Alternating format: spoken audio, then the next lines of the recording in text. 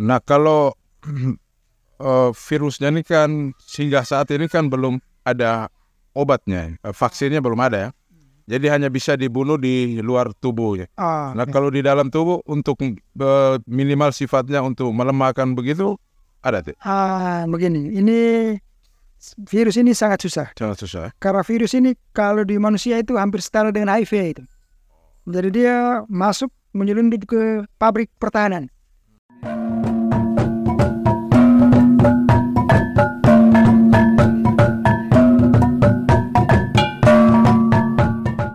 Assalamualaikum warahmatullahi wabarakatuh. Jumpa lagi bersama saya Bebe Riantobi di podcast aku Nusa Dadon.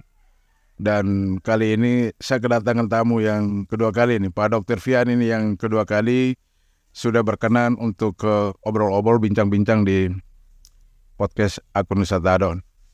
Dan kali yang kedua ini tentang ASF ini. Penyakit demam babi yang sangat membahayakan bagi para peternak babi. Bahkan peternak babi sampai hari ini masih takut terhadap penyakit itu. Apakah ada Pak Dr. Fian? Kabar baik ya? Kabar baik ya. Puji Tuhan hari ini bisa kita ketemu lagi. Kita senang sekali bisa datang kembali untuk ngobrol soal pelayanan kesehatan hewan bagi masyarakat di Flores Timur. Kali ini lebih spesifik kita obrolkan soal ASF. Nah, Pak Dokter bisa menceritakan riwayat penyakit ASF ini tiba di Flores Timur dan hingga sekarang dan bagaimana upaya-upaya pengendalian supaya peternak babi kita di Flores Timur lebih aman untuk beternak. Silakan Pak Dok. Oke, baik, terima kasih. Jadi ASF ini masuk ke Flores Timur tahun 2021 bulan Juli sampai Agustus. Sampai 2022 itu tingkat kematian sudah mencapai 70-an ribu. Wah, banyak sekali ya, Pak. Sangat banyak. Jadi rata-rata kerugian itu di atas 200 miliar kerugian waktu itu. Jadi penyakit ASF ini disebabkan oleh virus yang sangat ganas. Tingkat kematiannya mendekati 100%. Bisa dikatakan hampir 100%. Karena virus ini menyerang sistem pertahanan tubuh. Jadi cara pencegahan untuk penyakit virus ini kita berupaya supaya virus tidak masuk ke kabupaten kita. Jadi kalau virus tidak masuk, caranya kita menjaga titik-titik masuk dari babi hidup ataupun produk-produk olahan yang asal babi. Produk olahan dari babi. Itu kita punya beberapa titik checkpoint. Kemudian ada juga penjagaan dari karantina. Itu merupakan upaya untuk mencegah tidak masuk ke Flores Timur. Nah, tetapi memang kita sudah kebobolan.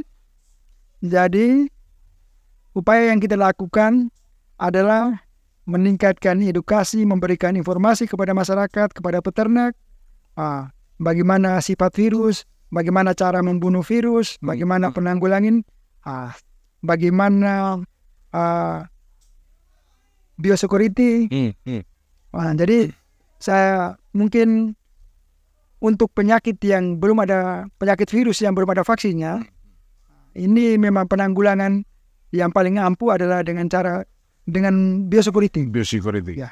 Jadi biosecurity ini merupakan segala usaha, segala upaya yang dilakukan agar hewan ataupun manusia ini tidak terpapar virus. Jadi ini kalau gampangnya itu waktu COVID itu jaga jarak, pakai masker, cuci tangan. Itu biosecurity. Nah, bagaimana dengan biosecurity pada ternak babi? Nah, sebenarnya kalau kita mau ngomong biosecurity, kita harus identifikasi risiko-risiko virus bisa masuk. Nah, virus ini kan bisa dibawa oleh manusia, bisa oleh babi hidup, bisa oleh olahan babi, bisa dibawa oleh kendaraan, nah, ataupun oleh hewan lain semacam tikus ataupun lalat untuk terbang yang jarak dekat lah. Jadi memang penyakit ASF penyakit ini tidak menular dari hewan ke manusia, tetapi karena tingkat kerugian yang sangat besar secara ekonomi, jadi ini merupakan penyakit yang strategis, sangat penting. Baik, jadi untuk peternak, bagaimana sehingga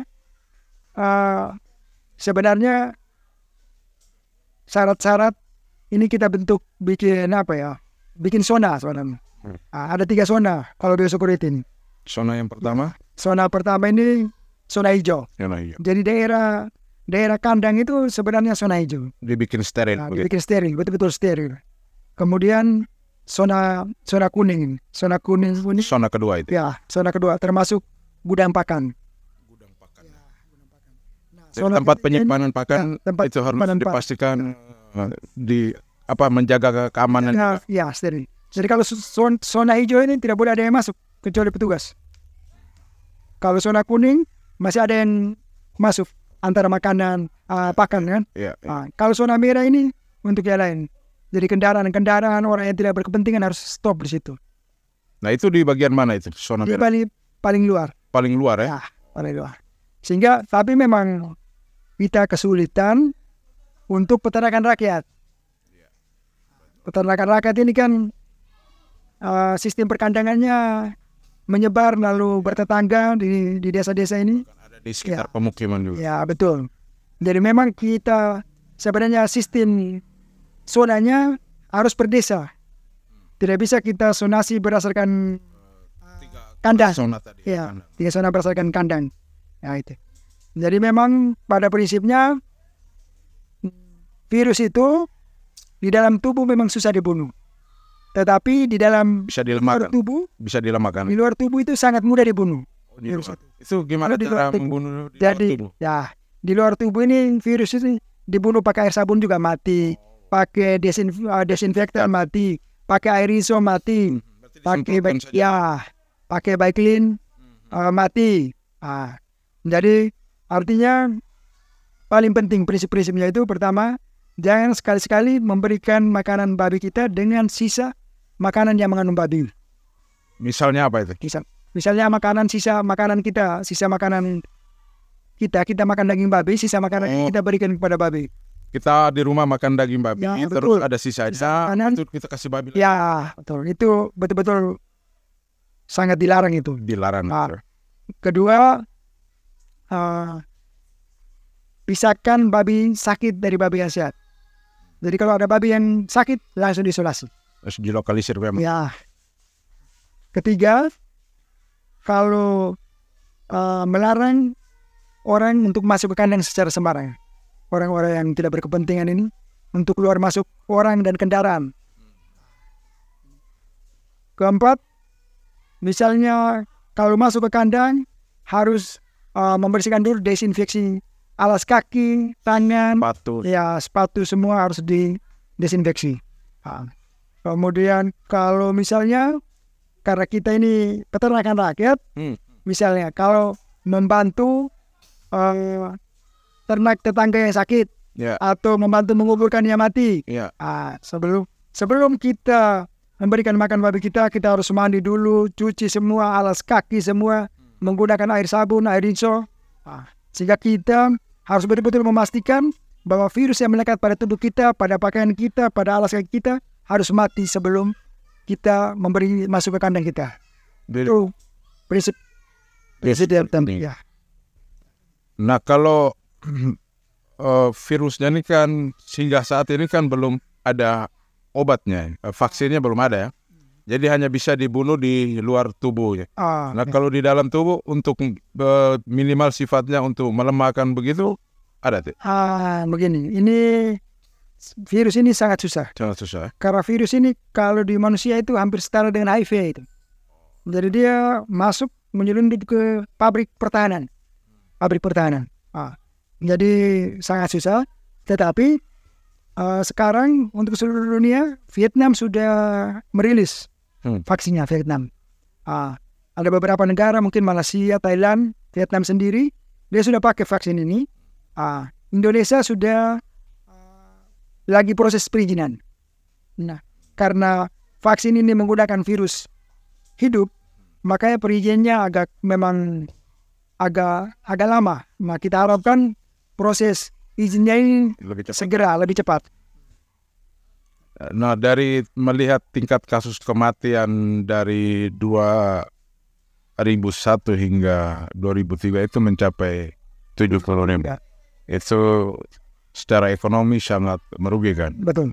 Sementara ternak babi ini kan selain konsumsi juga konsumsi budaya juga atau kebutuhan adat istiadat. Nah, kalau di tingkat petani yang berkurang akan terjadi lonjakan harga juga cukup tinggi. Nah, tingkat kematian yang begini banyak, apakah Pak Dokter hewan di bidang kesehatan hewan ataupun pada dinas perkebunan peternakan ada upaya-upaya pengadaan baru lagi untuk meningkatkan populasi ternak babi di Flores Timur sehingga tidak terjadi inflasi harga, disparitas harga yang tinggi di tingkat masyarakat begitu. Ya, sebenarnya memang kematian 70.000 babi itu memang untuk restocking ya, untuk memasukkan kembali ada upaya-upaya pemerintah, tetapi juga terbatas.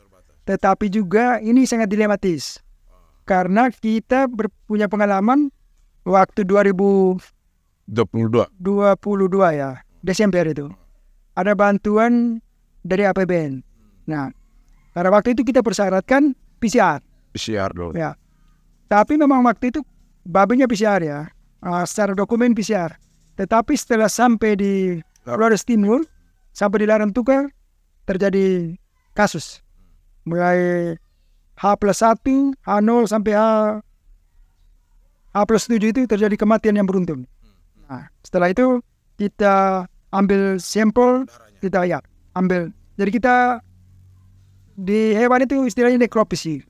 Otopsi ya, kalau pada manusia. Nah, di otopsi dilihat perubahannya karena mengarah ke ASF, kita kirim sampel organ, periksa PCR, dan ternyata memang positif.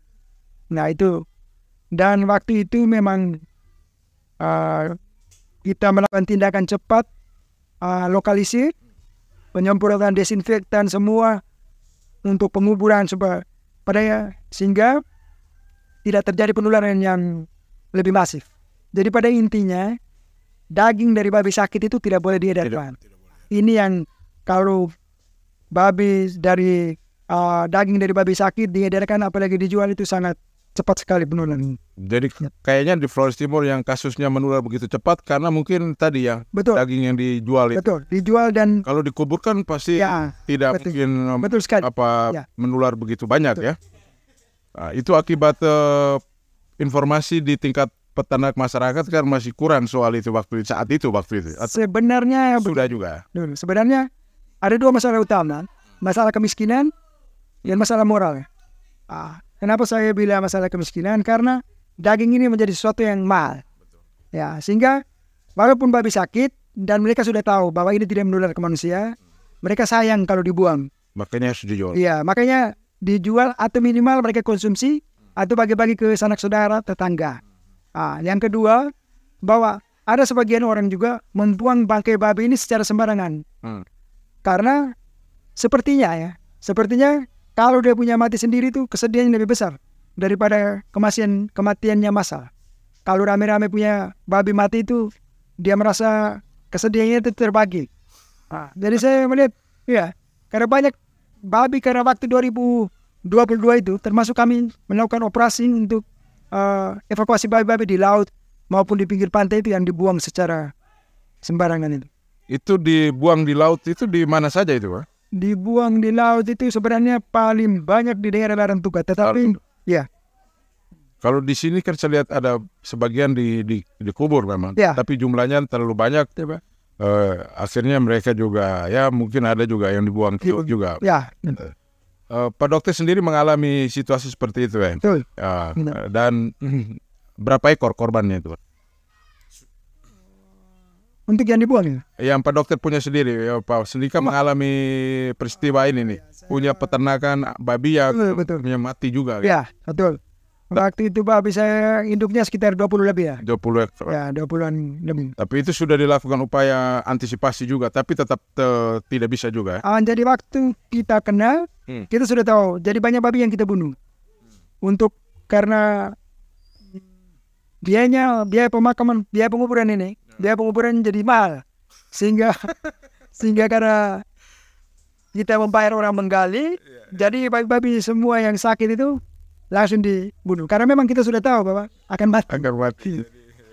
Jadi biaya penguburan lebih mahal.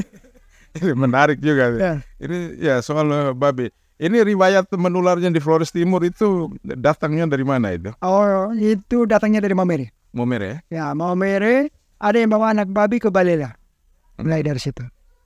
Memang, tetapi menularnya sangat cepat itu karena budaya memotong babi sakit itu. Itu yang bikin sangat cepat. Dan kemudian paling lama menular itu karena kalau di freezer itu virusnya bisa tahan sampai 1 tahun. Wah, ada yang simpan sampai kepentingan konsumsi, simpan lama itu. Iya. Ternyata virusnya tidak mati juga. Tambah segar dia di freezer gitu ya. Justru dia cuma tidur saja. Nanti kalau dia keluar baru dia. Ini juga harus ini penting ini. Informasi ini mahal ini. Bahwa banyak pelaku peternak yang tidak punya informasi sememadai ini. Betul. Dan informasi dari Pak Dokter itu kita berharap bisa menyebar lebih cepat melalui media kita ini. Dan itu yang dikhawatirkan sampai sekarang ini kan ada muncul lagi nih informasinya begitu. Bahkan kita ada dapat himbauan juga bahwa gelombang berikutnya ASF ini masuk Flores Timur lagi. Nah, tapi upaya pendekatan yang dilakukan teman-teman di OPD teknis ini dengan pola yang sama seperti masih dengan 2022 kemarin 2021 ada strategi lain ini. Ini memang waktu kita dengar informasi kalau Maumere sudah ada kasus positif, tapi memang kita langsung bikin surat himbauan untuk kewaspadaan dini. Apa itu? Oh, semacam surat kewaspadaan dini itu. Oh, peringatan sistem peringatan dini gitu ya. Bahwa di Maumere sudah ada, sehingga kita harus siap waspada. Dan meskipun belum masuk flot. Ya, betul. Kita sudah waspada dan kita sudah bagi total sekitar 1 ton desinfektan. Kita sudah bagi-bagi desinfektan sekitar 1 ton. Jenis apa? Jenis macam-macam merek ya. Itu sudah terdistribusi ke masyarakat ya? Ya, terdistribusi ke masyarakat. Banyak 1 ton. Ya, 1 ton. Dan mungkin ada yang tidak dapat, masyarakat juga banyak, tapi ya lumayan. Prioritas ke peternak babi yang banyak. Kita prioritas ke dia yang breeding. Jadi dia yang punya indukan banyak. Jadi begini, kalau babi itu sebenarnya karena anaknya banyak dan 1 tahun bisa melahirkan 2 kali. Kita tidak terlalu khawatir. Kalau misalnya babi mati 70.000 itu, kita punya induk 5.000 saja kita bisa ganti dalam setahun. Kalau babi 1 tahun itu umur 1 tahun sebenarnya dia sudah bisa melahirkan sekali. Nah, kalau data secara Flores Timur pasca kematian 70.000 ekor itu hingga terus yang bertahan hingga per hari ini ada data juga. Populasi terakhir yang teman-teman update begitu. Data terakhir itu setelah kematian itu dia sisanya sekitar belasan ribu. Ya. Berarti sebetulnya tidak terlalu mengancam populasi di Flores Timur. Dan dia sekarang sudah mulai pulih kembali sekarang. Sudah mulai normal. Pasar anak babi juga sudah mulai harganya sudah mulai melandai gitu. Ya. Kebutuhan babi ini kan tidak hanya selain konsumsi budaya dan konsumsi. Ini kalau untuk peternak skala menengah ke atas itu pasar yang Pak Dokter lihat itu lebih banyak marketnya di lokal saja atau keluar? Kalau keluar kan teman-teman kan pasti melakukan karantina dan menjaga kesehatan. Iya. Kalau keluar belum. Karena sekarang posisinya kalau grafiknya lagi naik, semua daerah lagi menutup daerahnya masing-masing. Lockdown. Ya betul. Kebijakan lockdown. Jadi kalau kita nanti kalau misalnya ada di satu kecamatan dia kena, kita akan lockdown juga kecamatan itu. Jadi antar kecamatan dalam kabupaten juga di lockdown. Dengan melihat kondisi. Jadi paling penting itu informasi bahwa untuk peternak setempat sebaiknya membudidayakan, mengembangkan, mendatangkan dari sekitar situ saja. Betul sekali. Itu paling aman. Lebih aman begitu. Lebih aman. Tidak perlu datangkan dari tempat lain dulu. Itu cara penanganan paling mudah ya. Ya, betul. Jadi selain tidak ada obatnya, kemudian mengakibatkan kematian yang tinggi karena sangat berbahaya sekali. Jadi informasi terkait sosialisasi ini perlu menjadi lebih kencang lagi. Betul sekali. Kemarin kita lihat masih sebatas himbauan, meskipun betul. Istilahnya dalam hal ini wanti-wanti lah gitu, menjaga kewaspadaan. Nah, bagaimana pergerakan teman-teman untuk mengkomunikasikan di akar rumput di tingkat masyarakat untuk mewaspadai datangnya es pada gelombang berikut ini? Jadi kita pasti akan selalu melakukan sosialisasi, tetapi karena keterbatasan SDM, pasti kita akan gandeng penyuluh pertanian. Jadi nanti kita akan komunikasikan dengan pimpinan Dinas Pertanian, sehingga kita melakukan sosialisasi lebih masif. Kita antara Puskeswan dan BPP melakukan sosialisasi dan memberikan edukasi lebih masif lagi, sehingga tingkat pemahaman masyarakat untuk melakukan biosecurity ini bisa lebih masif dan menyeluruh, sehingga kita punya kekuatan untuk secara lebih kewilayahan yang lebih luas. Oke, baik Pak Dokter, ini di penghujung obrolan kita, closing terakhir buat para peternak babi di Flores Timur dalam menjaga keamanan peternaknya sendiri dan juga kesehatan peternakannya sendiri. Silakan Pak Dok. Baik, terima kasih untuk saudara-saudara peternak semua. Yang pertama, hindari memberi makanan kepada babi kita sisa makanan yang mengandung babi. Yang kedua, hindari orang maupun kendaraan keluar masuk ke area kandang. Ketiga, selalu menjaga kebersihan kandang dan melakukan penyemprotan dengan menggunakan desinfektan. Keempat, pisahkan babi yang sakit dari babi yang sehat. Dan untuk peternak-peternak lokal, sebaiknya makanan untuk sementara dimasak sampai mendidih. Terima kasih. Wah, closing sangat teknis ini, spesifik sekali. Terima kasih Pak Dokter. Sampai jumpa lagi.